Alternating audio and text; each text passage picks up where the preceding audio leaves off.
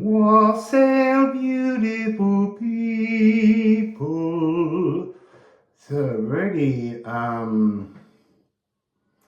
strange tonality in this space today. Almost, that was like almost being in a chapel and singing with a kind of echo going on around. So we're here again today to do Runic Adventures Beyond the Veil, because I just can't let go of them. They're so joyous to tune into. So let's see what message Po Po has to share with us today. So Po Po, there's a real stillness. You see, I wanted to say there's a real religious stillness. What do I mean by that? I mean like being in a kind of mantra moment of repeating an intention. So, Po Po, my boy, what are you going to share with everyone today through my head?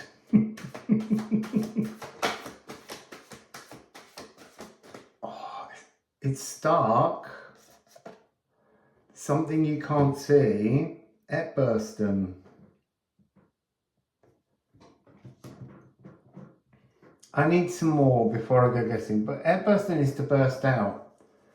But there's also something about, if I remember rightly, there's something about the original term of Epburston, which is to do with escaping. I don't mean the rune symbol, I mean the word Epburston, to burst out, to outburst. But outburst sounds like a sort of raging irritation. This is to seek freedom. To seek freedom. So, Runic Adventures. To Agnes. This is about a future, but also future remembrances. Things yet to come in that you can't see.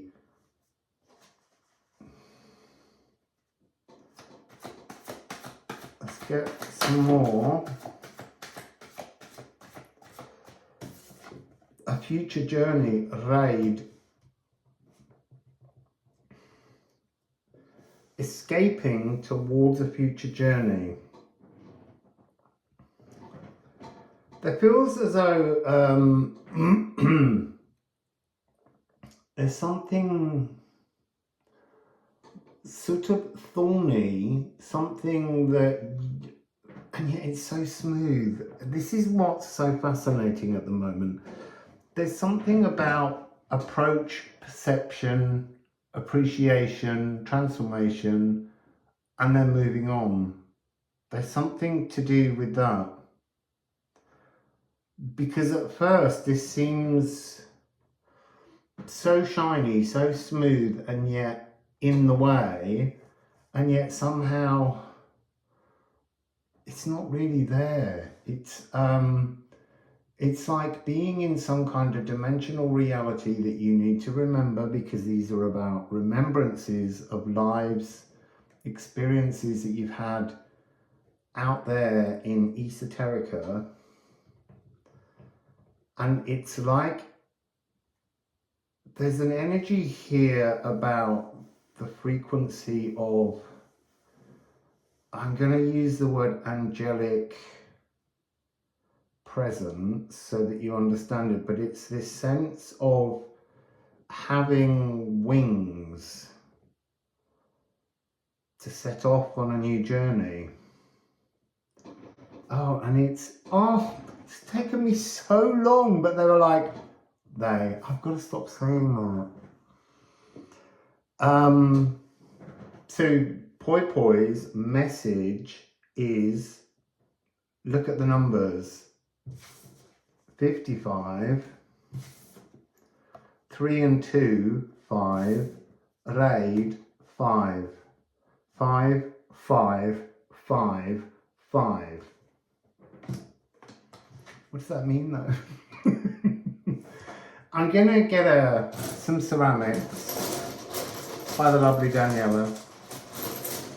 Hello Daniela. I say hello to her because I know she watches these videos. She enjoys seeing the ceramics. She's also the one that encouraged me more than ever to keep posting images of the cards so that you can read them. So, Etbursten. So again, it's now, the first message is 555555. That's 6 5s in a row. But there's something of the Ghost Moon echoes that's in the Dark Moon Lilith card in the Musical Alchemy Astrology deck. This is Runic, but what I mean is it's having an echo is a smaller repeat of something that was once a larger story, and you're trying to seek the pathway from the smaller echo to the larger home, like a homing beacon. And then next we have 1.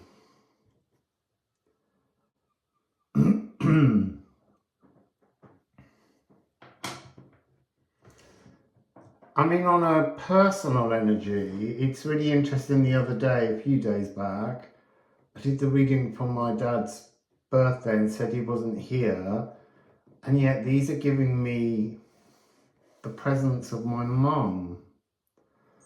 This just will not go away.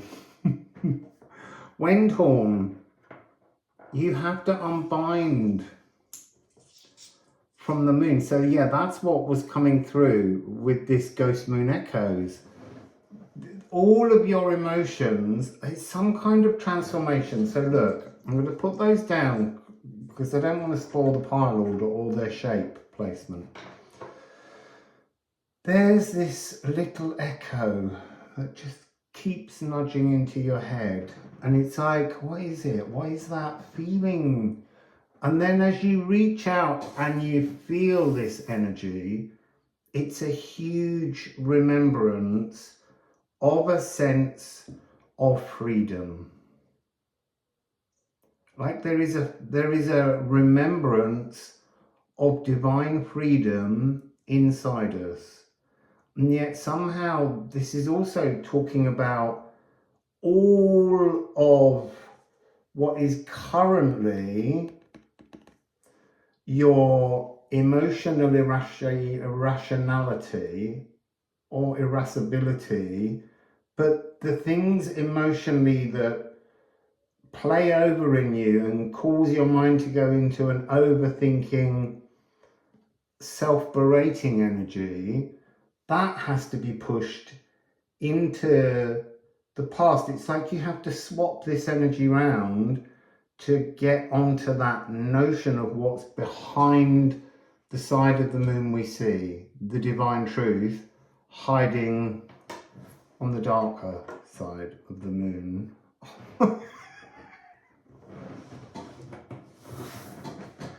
Seriously, a raid.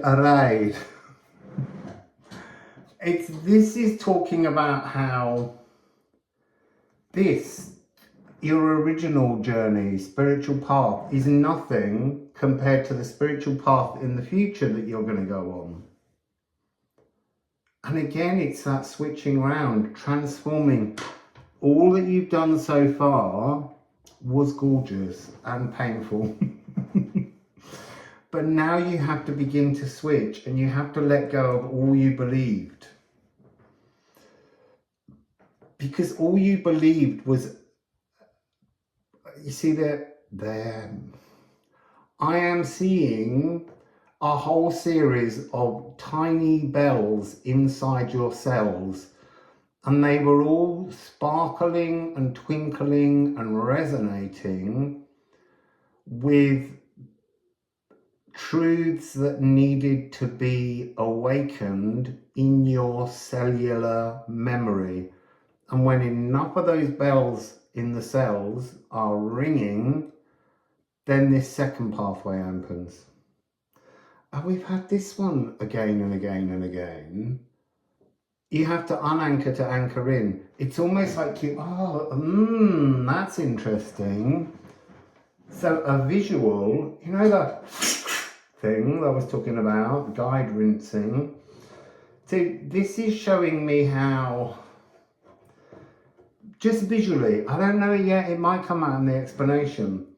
We are anchored to the earth by our cells. As we change these little tiny bells in the cells and they resonate with a alternative truth, the spiritual truth of the golden path, somehow your anchor swings from where it is within our cells up past the moon to the sun. It's anchoring from a different direction. It's that difference between the spiritual journey with Jormungandr, with the earth serpent, to the spiritual journey with the cosmic serpent, Ophiuchus. And then we have Godmouth. There's 78 ceramic runes in here, and yet we're being reminded of the same ones. It's part of it is what we're learning here of the vastness of our cosmic remembrances of this new spiritual journey of divinity within and without. It's having to be repeated because it's going to make a lot of people feel uncomfortable. I mean, it made me feel uncomfortable. For 9 months, I felt so uncomfortable that I just couldn't communicate because I didn't know where to put my voice in the world, because everything had changed so much after bumping into Poi Poi at the top of the mountain. Bumping into... oh, hello! So yeah, I think at the moment we're being given this message in a whole series of different ways so that we can begin to slowly find a way to crack into that energy, believe in that truth. So let's go, because I was expecting another little adventuring around dimension, but this is again, I mean, that's that, that was that chapel-like stillness. This requires a huge amount of rethinking. I mean, I would say that mine was a gestation period of 9 months. It is the visible silence. That's the guide rinsing part. And I know, again, that's going to be uncomfortable. And yet, it's funny. There's joy, there's humour from your guides that you don't need them anymore. But they are there. That's why I need to say well, they are saying this in many ways. They're putting the thought into my mind that there's a joyousness in their hearts when you no longer need their support. They're not your daddy. They're your loving tribal companions, but they want you to stand in your divine truth. That nothing would make them happier. Just watching that time, 14:41. 15 minutes, people. Stop talking. So let's just see what we end with. Makes me want to cry. Just please begin, Björk, walking on the golden path. Walk with divine steps, trusting steps. Just a couple more ceramics. Everybody, 15, 15. 1, 5, 1, 5, 5, 5, 5, 5, 5.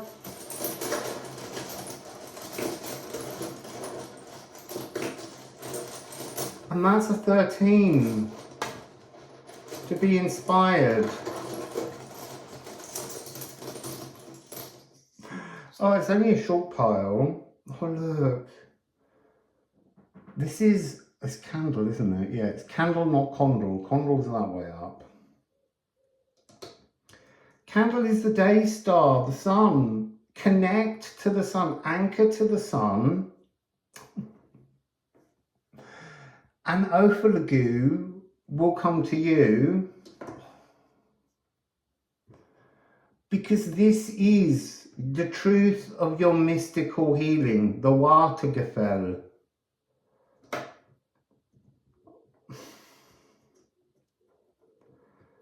I love doing these readings because at the moment, every day I sit down, I'm being bathed in such beautiful energies because you're being bathed in beautiful opportunities. It's absolutely gorgeous. I don't want to stop. But look, I don't want to do more than 20 minutes. So, you know, find your way to walk the golden path. 5, 5, 5, 5, 5, no, 5, 5, 5, 5, 5, 5. So that's 6 5s. I just need to look on the back because I feel like there's some hidden 5s somewhere. See, that's a 9, 9. Watergefall and Ophalagu. They're divine.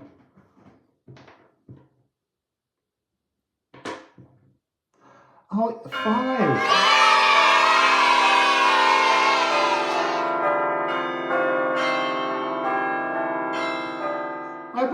When I first did this and that one came out, I was like, there's no way that one's going to come out. But because I was in that energy of delivering messages that were coming through, I didn't even see the 7 5s.